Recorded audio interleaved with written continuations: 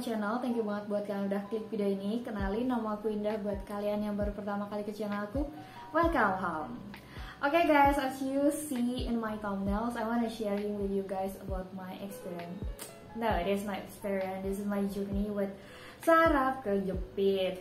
So biasanya di channel aku itu aku share tentang hobinya aku hobi gitar, jalan-jalan, share tentang hydrate, jatuhkan dan yang lainnya. Tapi beberapa bulan terakhir I stop karena aku mengalami syaraf kejepit. Buat duduk lama itu susah, buat jalan sering itu susah, terus juga buat aktivitas yang gimana-gimana itu juga susah. Dan sekarang udah jauh-jauh banget membaik. Jadi aku mau sharing ke kalian my journey with syaraf kejepit ini. Oke guys, so di video kali ini aku mau sharing ke kalian tentang beberapa hal tentang syaraf kejepit ini. Jadi yang pertama, apa sih syaraf kejepit dan apa yang aku rasain. Terus yang kedua, apa penyebabnya. Terus yang ketiga, apa yang aku lakuin ketika aku merasakan syaraf kejepit ini. So I hope you enjoy with my video. Keep watching. Oke guys, before aku ceritain panjang kali lebar kali tinggi, please dong subscribe channel ini supaya aku lebih semangat lagi and happy to share anything in here this YouTube channel. Walaupun kayak penting gak penting sih, tapi I hope you click that button. Okay, and the first thing I wanna share with you guys, apa sih yang aku rasain ketika ngalamin syaraf kejepit ini. Sebelum itu aku mau kasih tahu dulu apa sih arti syaraf kejepit. Kita google dulu aja ya guys. Tunggu.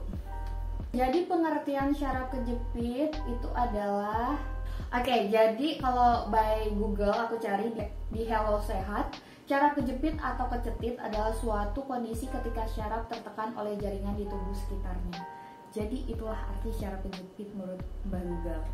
So, untuk apa yang aku rasain exactly-nya pada hari-harinya dari awal sampai sekarang. By the way, aku sekarang masih ngalamin syaraf kejepit tapi getting better banget daripada yang pertama kali aku rasain.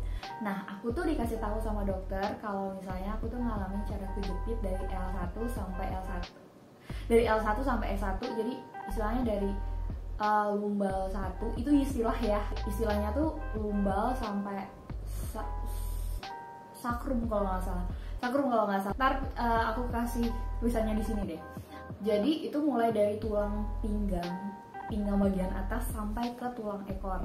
Nah, jadi kalau kalian ngalamin syaraf kejepit, itu walaupun titik kenanya itu ada di pinggang, yang aku rasain itu nggak cuma ada di pinggang tapi sampai ke kaki. Nah, jadi ini contoh simulasi yang aku dapat dari internet ya. Jadi misalnya aku kena L1, by the way L1-nya itu aku nemu titiknya, tapi kalau yang L2 kayak gini, itu di titik yang bagian bawah, dan itu yang kerasa banget itu di bagian paha bagian atas. Terus juga kalau di L3 di titik paha tengah sampai ke betis. Terus yang L4 itu ngerasain di tulang ekor tapi bagian atasnya. Juga di bagian paha bawah sampai ke tulang kering bagian depan. Terus yang L5-nya itu bagian betis tapi yang kiri kanannya, tapi pantat juga kerasa. Terus juga S1 itu dari tulang ekornya. Kenapa? Karena itu emang bagian sakrum, jadi tulang ekor gitu, sampai betis sampai ke kaki. Nah, by the way yang aku rasain itu waktu awal-awal banget itu sakitnya itu sampai kayak aku jalan itu rasanya kayak setrum gitu, sampai kayak yang mau jatuh gitu. Karena rasa ketariknya itu mulai dari yang paling kerasa nih ya, dari ujung jari kaki, kaki yang kelingking ataupun yang jempol tuh suka random di mana dia sakitnya, sampai ketariknya sampai ke tulang ekor. Itu yang kayak itu sakitnya minta ampun. Di titik syaraf kejepit aku yang ini, di bagian tulang ekor sampai ke atas itu, aku lebih dominan sakitnya di sebelah kanan. Nah, nanti aku bakal jelasin kenapa sih dominan di sebelah kanan gitu.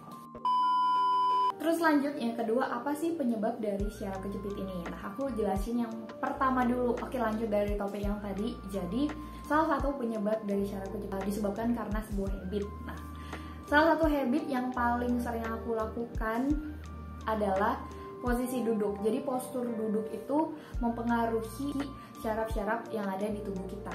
Nah, aku itu dominan menggunakan kaki kanan untuk bersilang seperti ini, untuk bersilang kaki. Jadi syaraf kejepit aku ini sakitnya lebih ke bagian kanan. Nah, itu karena disebabkan karena sering posisi duduk yang kayak bersilang, posisinya tidak tepat, itu tumpuannya lebih ke arah kanan. Jadi sakitnya ke kanan gitu. Terus yang kedua adalah faktor umur.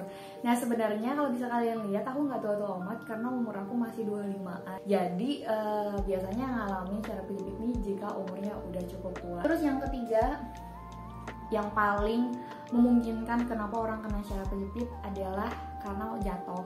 Jadi karena ada kecelakaan yang menyebabkan memang ada tekanan yang berlebihan seperti itu. Yang keempat itu adalah faktor keluarga atau ada riwayat dari keturunannya. Kalau dia pernah ngalamin syaraf kejepit, itu sangat memungkinkan itu terjadi ke generasi-generasinya. Terus yang kelima, memiliki berat badan berlebih. Menurut aku waktu itu berat badan aku pertama kali waktu kena syaraf kejepit itu cukup ideal karena tinggi aku sekitar 159, 158 itu tergantung siapa yang ukur. Terus juga kalau waktu itu berat badanku sekitar 53, 54, jadi kayak menurut aku masih normal banget, nggak mengalami kegemukan.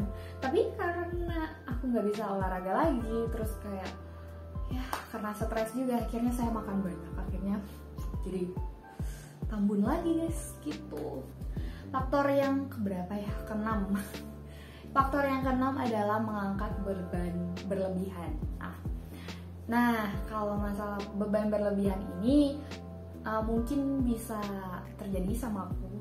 Misalnya posisi ngangkat beban berat, seperti aku sering tuh ngangkat galon karena anak kosan kan, jadi ngangkat galon ke dispenser apa ngangkat galon dari bawah lantai 1 ke lantai 2 itu masih ya normal lah. Terus ada faktor lagi, salah posisi olahraga, bisa dikatakan lebih ke arah mengangkat beban kayak di gym gitu kan, ada banyak ngangkat beban yang berapa puluh kilogram kayak gitu.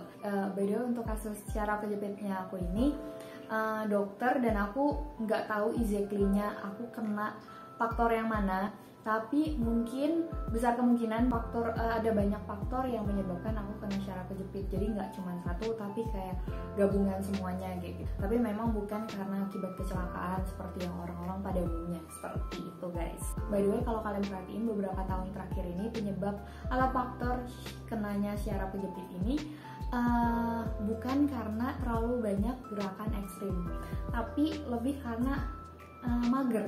Jadi kayak kurangnya gerak juga bisa menyebabkan syaraf kejepit. Jadi gitu guys. Oke, lanjut yang ketiga. Apa sih yang aku lakuin ketika aku tahu aku kena syaraf kejepit? Exactly-nya aku pada awalnya nggak tahu kalau aku kena syaraf kejepit. So aku harap ketika kalian nonton video ini mungkin bisa ngasih gambaran juga ke kalian. Aku lebih saranin ketika kalian sudah mulai merasakan gejala-gejala yang aku sebutkan di awal tadi, pergilah langsung ke dokter. Kenapa? Karena lebih baik kalian ditangani sama yang ahli. Jadi untuk proses perawatan atau healingnya itu jauh lebih cepat gitu. Ketika kalian udah bertemu dengan dokter umum dan sudah diarahkan dokter syaraf, biasanya dokter syaraf itu akan mengarahkan kita untuk pergi untuk MRI dulu. By the way, aku langsung mention aja ya rumah sakit yang aku datangi ketika aku kena syaraf kejepit. Aku di Rumah Sakit Pelni, Jakarta Barat. Nah, aku suka banget sama rumah sakit ini karena pelayanannya satset gitu. Dan apa aja aku semua pengobatan aku itu di cover sama BPJS. Jadi overall that's free gitu. Jadi pertama kali aku dokternya nggak ngomong apa-apa. Dokternya cuma nanya, kamu kenapa? Indah, kamu kenapa gitu. Terus aku jelasin panjang kali lebar. Oke, kalau gitu supaya kita bisa lihat secara detailnya, kamu MRI dulu. Nah setelah aku MRI, dokternya bacain, oh iya bener, aku ngalamin syaraf kejepitnya dari L1 sampai S1, tapi puji Tuhannya aku ngalamin yang ringan. Jadi aku cuma butuh pemulihan, gak perlu sampai operasi. Jadi gitu guys. Terus lanjutannya, setelah aku didiagnosis beneran aku kena HMP syaraf kejepit, aku kemudian dikasih obat, beberapa obat gitu, obat racikan ataupun obat jadi gitu. Terus yang ketiga aku diminta untuk rehab medik, yaitu fisioterapi. Dan untuk fisioterapi ini aku udah berapa kali, sampai 20 kali mungkin udah kali ya. Setelah dirujuk ke rehab medik di fisioterapi, nanti dokternya akan berbeda. Dokter fisioterapi itu akan konsul lagi apa yang terjadi sama kita dan apa aja yang disarankan supaya memperbaiki postur dan yang lainnya, dan apa aja sih treatment yang cocok buat kendalanya kita. Terus sambilnya berjalannya waktu aku juga dikasih korset untuk jagain postur badannya aku. Untuk korset ini sendiri aku biasanya nggak pakai daily, tapi korset ini dokternya nyaranin nggak sepanjang waktu kita pakai, tapi di saat kita membutuhkan. Mungkin waktu aku lagi kerja di kantor, jadi biar posisi duduknya benar, ataupun aku waktu lagi posisi yang berguncang gitu, mungkin naik motor gitu, guncang-guncang gitu kan, itu butuh namanya korset biar posisinya benar gitu. Mungkin itu semua prosedur yang aku dapetin dari pihak rumah sakit. Dan satu lagi, itu kemarin aku sempat mau injeksi, jadi karena aku ngerasain masih sakit, dokternya ngasih aku opsional buat injeksi. Tapi itu aku nggak lakuin karena agak sedikit takut, dan kebetulan juga aku ada masalah sama BPJS karena aku pindah kantor, jadi di reject sama BPJS-nya. It is okay, dan aku udah getting better banget. Jadi aku pikir aku nggak perlu dapetin injeksi itu, karena fungsi injeksi itu memang untuk mengurangi radang yang ada pada syarafnya. Jadi kayak gitu kalau nggak salah. Oke guys, mungkin sekian yang aku bisa share ke kalian. Buat kalian yang punya pengalaman tentang syaraf kejepit, atau kalian mau cerita-cerita, boleh banget di kolom komentar ya guys. Dan buat kalian yang belum subscribe channel aku, boleh banget dong di subscribe channel aku. Tinggal klik tombol subscribe yang ada di bawah sana. Dan thank you banget buat kalian yang udah nonton video aku dari awal sampai akhir. I hope you enjoy with my video. Dan jangan lupa kalau kalian udah mulai merasakan tanda-tandanya seperti yang aku bilang di awal tadi, langsung aja ke dokter supaya healingnya lebih cepat. Jadi gitu guys. Thank you for watching me. Have a nice day.